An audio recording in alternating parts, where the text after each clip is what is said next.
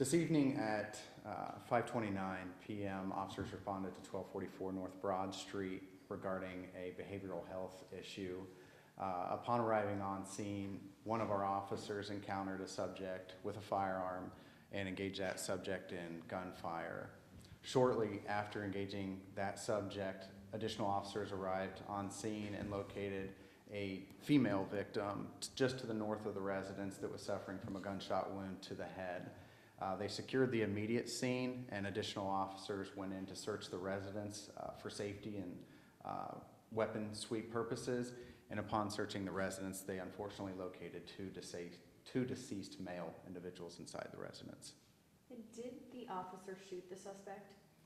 That is information that we are not ready to release at this time, just because that information has not been verified at this time. But the suspect is being treated for critical injuries? Correct. Going off of that, are you considering the male who the officer encountered a suspect? That male is in custody while we investigate the homicide. Are you sharing if that male is believed to have shot the 3 victims? We're not sharing that at this time. Okay.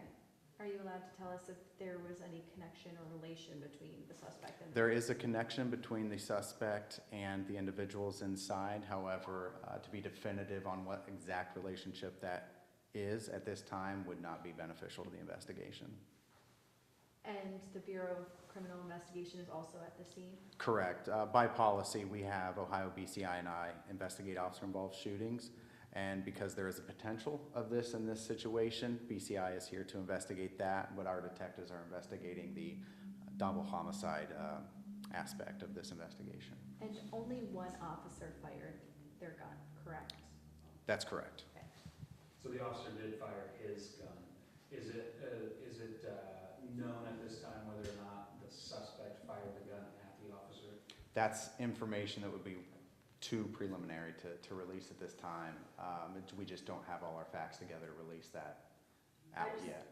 Oh, sorry. I just want to clarify from Carlin's initial question. So the release is that the officer engaged the subject with gunfire. So did the officer shoot the subject?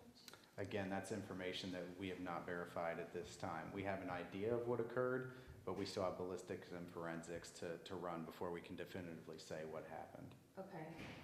Did the suspect have a gunshot wound?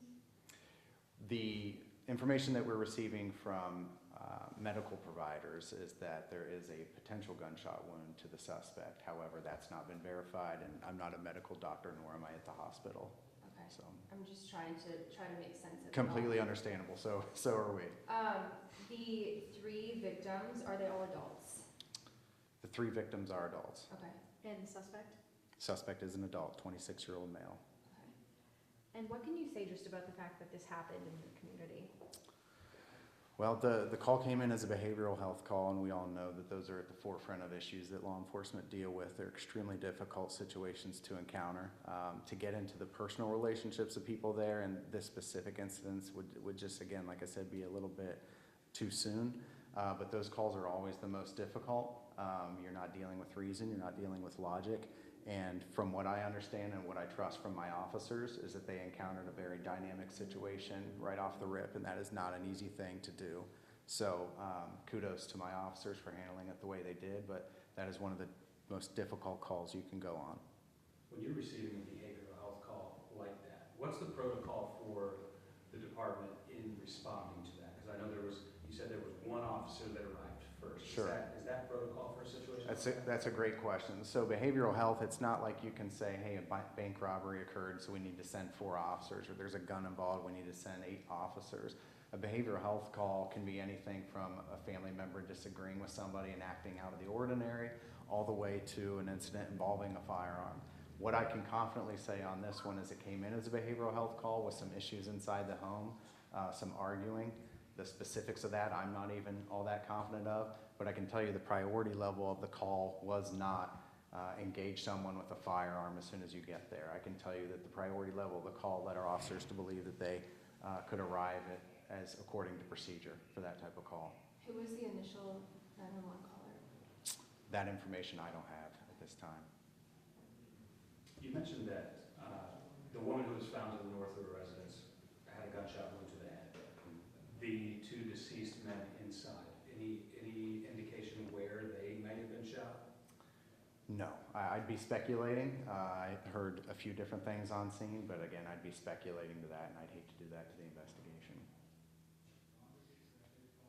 Anything else you would like to add? Can you talk a little bit about, what you had an officer show up to the scene by themselves and engage in gunfire with the suspect. What happens next for that officer, and what kind of support and resources do they It's get? a good question. So immediately from the scene, by policy, they are removed as soon as practical. So they're removed from the scene. When they come here, there are a certain set of policies and procedures that we follow that support the officer and support the sanctity of the investigation. So we want to be there for the officer, but we also want to make sure we're objective. Part of that, part and parcel, is being objective. So we call in BCI and I to do the officer-involved shooting investigation, but then the officer will spend time here while we make sure we are step in toe, crossing all our T's, dotting all our I's with our policy and that officer. But we do offer officer wellness initiatives here where they can be in contact with counselors, they can be in contact with peer support, they can be in contact with critical incident response units. So all of that will be offered to the officer. Is the officer on paid administrative leave? At this time, absolutely. Were the officers, that officer in particular, and the other officers who responded, without all wearing body-worn cameras? By policy, they are to wear body-worn cameras.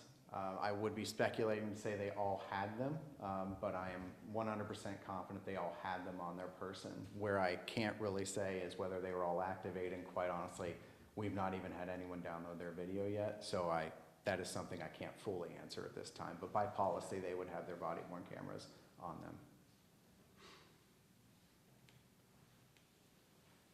All right. Thank you. Thank We you. appreciate